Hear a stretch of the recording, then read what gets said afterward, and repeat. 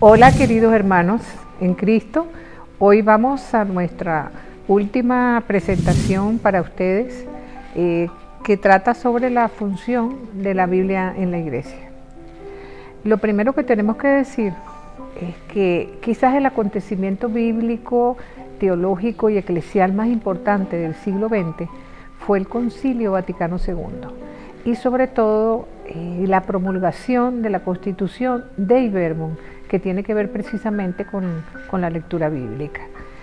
Esta Constitución, para quienes no lo conocen, tiene 6 capítulos que tienen que ver con la revelación en sí misma, la inspiración, la transmisión, el contenido del Antiguo y Nuevo Testamento y sobre todo su capítulo más representativo del que queremos hacer acotación el día de hoy es la Sagrada Escritura en la vida de la Iglesia.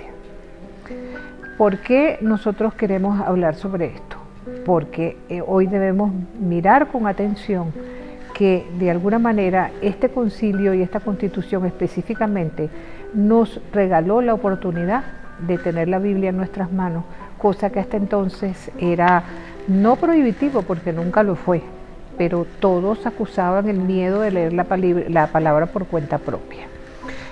En esta Constitución, específicamente en la Dei Verbum 25, se nos dice que la meta de cada cristiano y de la Iglesia es la lectura asidua de la Sagrada Escritura. El mejor proyecto para ello es la veneración de la Sagrada Escritura. Inclusive se llega a decir que venerar la Escritura es igual que venerar el cuerpo de Cristo y que la Iglesia no es la palabra de Dios, sino es precisamente quien da testimonio de ella.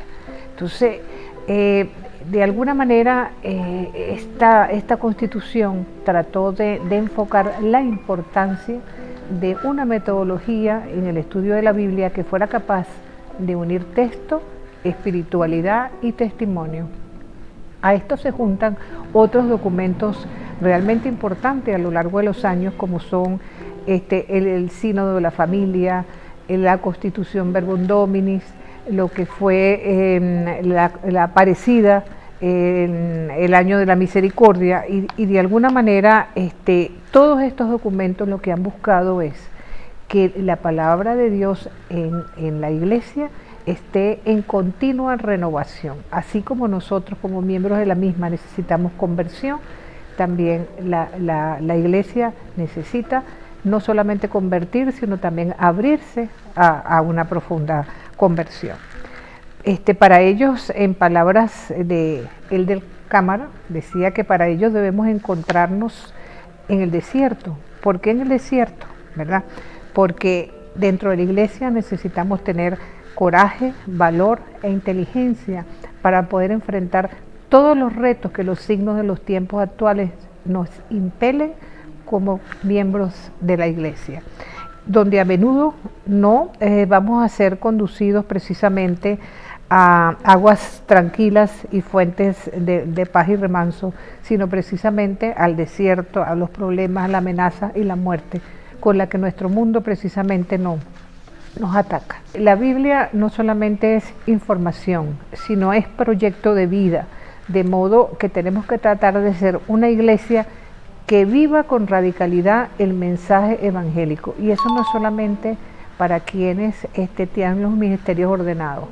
O sea, Dios no nos pide a nosotros, hombres y mujeres de este mundo, nada distinto de lo que le pide a los sacerdotes, los obispos o el propio Papa.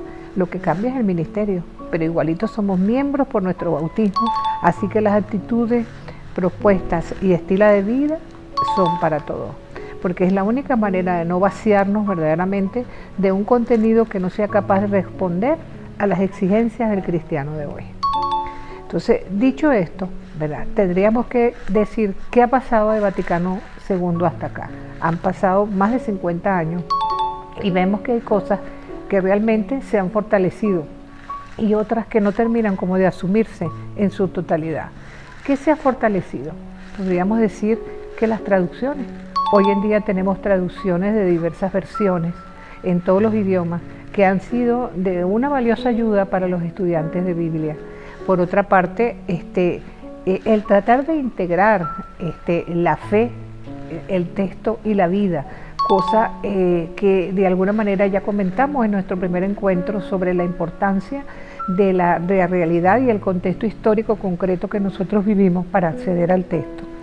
La amplia difusión que ha tenido la palabra y sobre todo a través de la liturgia, nosotros después de Vaticano II debemos recordar que ahora escuchamos la Eucaristía en nuestros idiomas vernáculos, antes de eso era en latín. Entonces, esa cercanía a la palabra, donde también se han multiplicado los centros de formación, tanto universitarios como escuelas bíblicas, las parroquias también hay una mayor participación laical y un mayor conocimiento de la Biblia. Otra cosa importantísima que hemos rescatado es la corriente ecuménica. Esto me parece importantísimo, porque fíjense que ahorita el cristianismo en Oriente está en decadencia y más allá de eso están siendo perseguidos muchos cristianos, pero cuando los van a sacrificar, cuando han estado en situaciones de muerte y violencia, no les preguntan si son católicos, si son protestantes o son anglicanos. Solamente por el hecho de que sean cristianos ya es motivo suficiente para ello. Entonces, si los de fuera nos ven como hermanos, también es importante que nosotros seamos capaces de hacer lo propio dentro.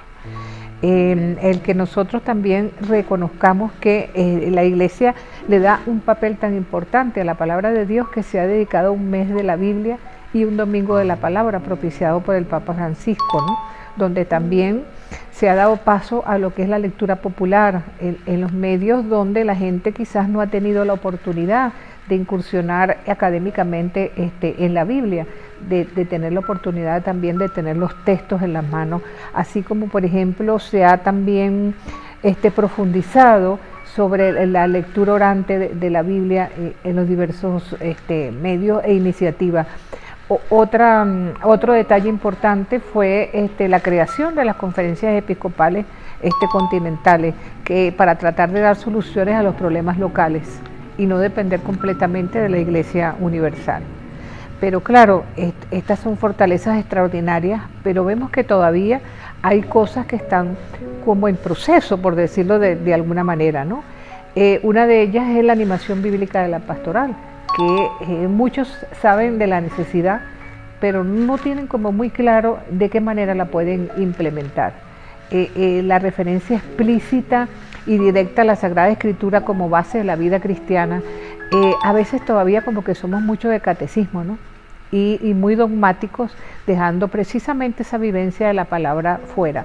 Debemos recordar a un personaje como San Agustín, que se convierte a la luz de que toma la palabra de Dios en sus manos. Y se dice que tenía un comportamiento disoluto, era un poquito parrandero, y sin embargo, al tomar, no es que las parrandas sean malas, ojo, ¿no? Sino la manera de llevar una vida libertina, ¿no? A eso me refiero. Y de alguna manera la Biblia propició un acercamiento, ¿no? Y ese acercamiento tiene que ser vivencial.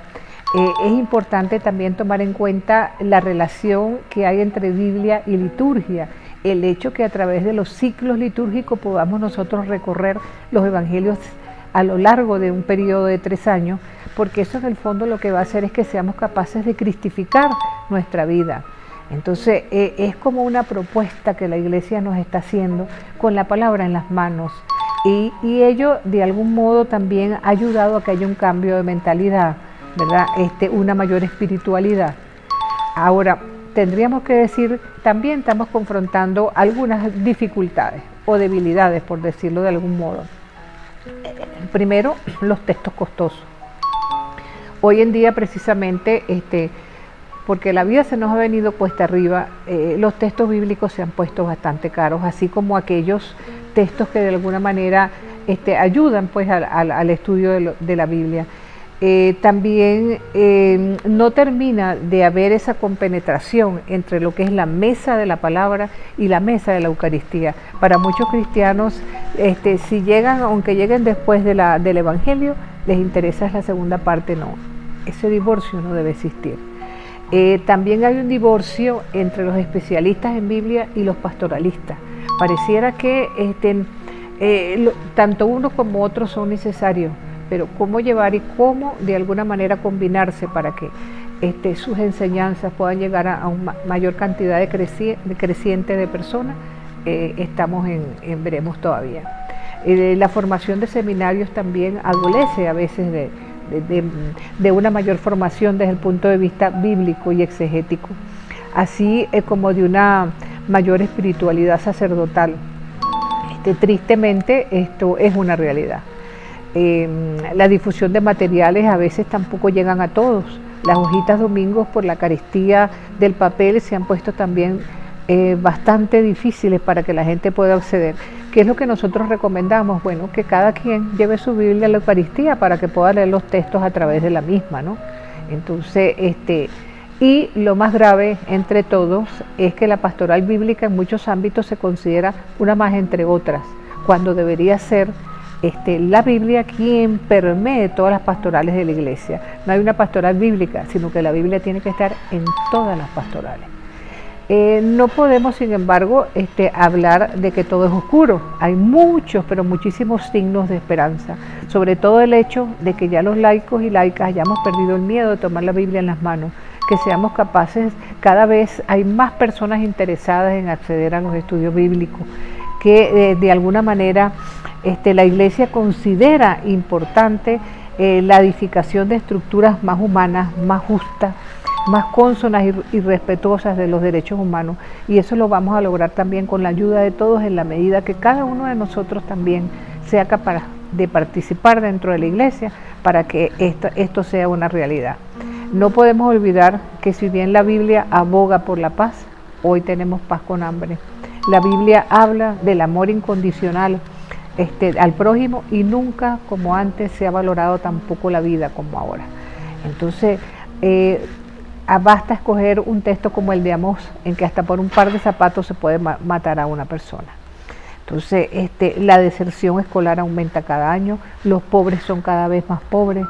Entonces, una justicia desde la palabra de Dios y en nuestra iglesia, con verdadero compromiso de todos los creyentes, es lo que puede hacer sencillamente la diferencia.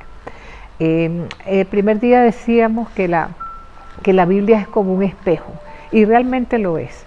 En nuestro país, Venezuela, podríamos decir que somos un mosaico variopinto de culturas, en donde se ha conjugado la presencia de los pueblos originarios con los indígenas nuestros y los africanos, los negros africanos que se conjugaron posteriormente con la población negra, los blancos conquistadores y sobre todo toda la inmigración que llegó de la Segunda Guerra Mundial. Todos formamos iglesias sin excepción y estamos llamados precisamente a radicalizar nuestra vida y pensar que Venezuela también mana leche y miel como la tierra prometida. Pero para que eso sea, necesitamos toda la colaboración de cada uno de nosotros. Nosotros con estos 4 encuentros que hemos tenido con ustedes, queremos sencillamente haberles dado algunas herramientas de lectura por una parte y por la otra invitarlos a que sigan profundizando. Nosotros vamos a ofrecerles diversos cursos como esto para que ustedes tengan la oportunidad de seguir avanzando en este camino que planifica la vida. Entonces, desde la Sociedad de San Pablo, desde la Sobicaín, queremos darles una palabra de aliento e invitarlos, como les digo, a que sigan este camino. ¿Okay? Dios les bendiga y adelante.